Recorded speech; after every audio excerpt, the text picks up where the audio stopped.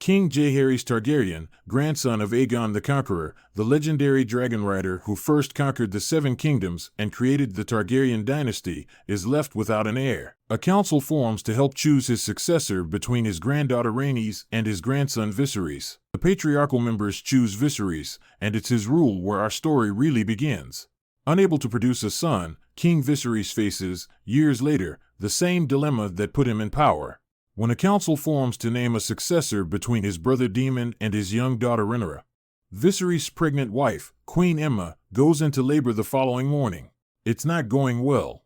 She had many failed pregnancies before, but the king is desperate to produce a male heir.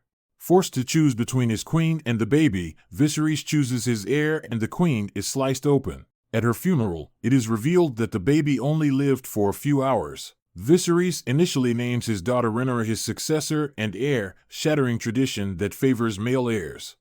This decision ignites whispers and discontent amongst the court.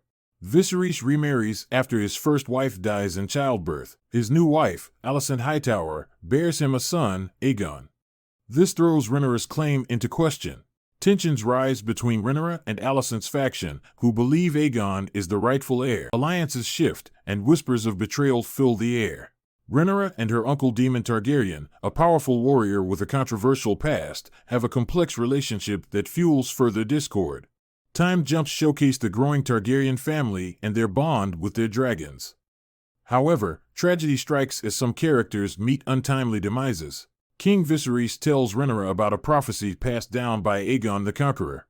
This prophecy speaks of a coming winter of immense darkness and a prince that was promised who will wield a weapon of Valyrian steel against the threat. The inscription on the Valyrian steel dagger connects directly to this prophecy. It reads, "From my blood comes the prince that was promised, and his shall be the song of ice and fire."